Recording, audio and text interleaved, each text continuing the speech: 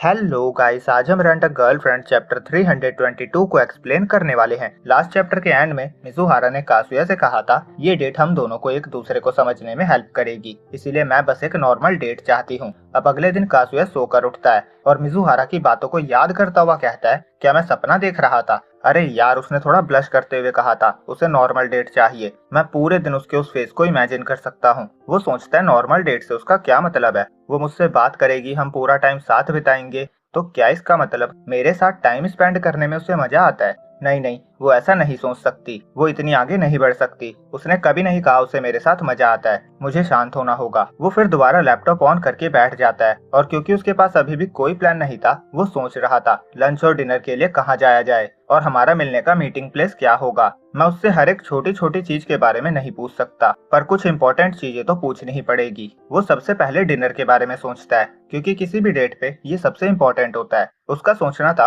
भले ही डेट पूरे दिन की हो, पर अगर रेस्टोरेंट अजीब हुआ तो मूड खराब हो जाएगा। अब वो कॉलेज जाता है, वहाँ उसे कूरी मिलता है। वो बताता है उसकी फैमिली ने उसे कहीं भेज दिया था, इसीलिए वो बहुत टाइम से गायब था। और वो ट्रिप वाले इंसिडेंट के बाद की कहानी उससे पूछता है। काजुया सोचता है इसे सब पता है तो मुझे बता ही देना चाहिए। वो उसे बता देता है। वो मिजुहारा के साथ रहता है और उसके साथ प्राइवेट डेट पे जाने वाला है। कूरी पागल होने लगता है। वो कहता है तुम तो टर्म्स एंड कंडीशन से ऊपर जा रहे हो, तुमने रूल्स को इग्नोर कर दिया। कासुया कहता है इतना सब होने के बाद मैं इसके इस रिएक्शन से सरप्राइज नहीं हूँ। तभी कूरी कहता है तो तुम तो वो भी करने वाले हो ना। समझदार को इशारा काफी होता है। होप सो आप समझ गए होगे। कासुया कहता है पागल हो क्या, ये मेरी पहली डेट है। कूरी कहता है नहीं, ये पहली नहीं है। वो कहता है 3 डेट रूल के बारे में सोचो। 3 डेट रूल के अकॉर्डिंग फर्स्ट डेट पे लड़का लड़की सोशलाइज होते हैं, सेकंड डेट पे प्यार की बातें करते हैं और थर्ड डेट पे सेक्सुअल रिलेशनशिप में एंटर करते हैं। वो कहता है तुमने इन सभी स्टेजेस को ना जाने कितनी बार पार किया है। कितने सारे लोग तो पहली डेट पे ये कर लेते हैं,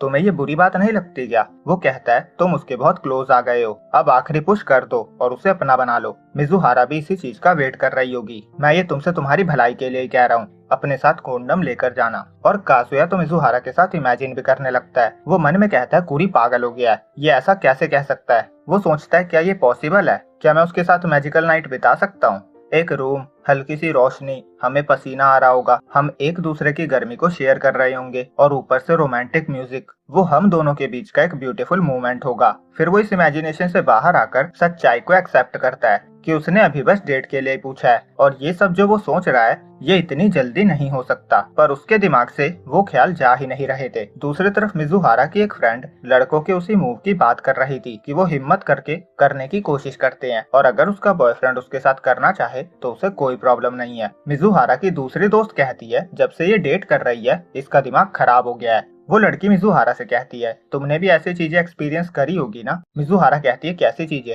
लड़की कहती है जब लड़के डेट पे आके वो करने का ट्राई करने के लिए अपने आप को स्ट्रांग दिखाते हैं। मिजुहारा कहती है हाँ, ये लड़का लड़की के बीच नॉर्मल सी बात है। दूसरी लड़की कहती है अगर तुम एक लड़के के साथ ड्रिंक कर रही हो तो आगे जो भी होगा उसके लिए अपने आप को प्रिपेयर रखना चाहिए। दोनों फ्रेंड्स बातें करते हुए चली जा रही थी, पर मिजुहारा रुक जाती है और सोच में पड़ जाती है और यहीं पे ये चैप्टर एंड होता है। तो वीडियो अच्छी लगी हो तो लाइक और चैनल को सब्सक्राइब करना ना भूले।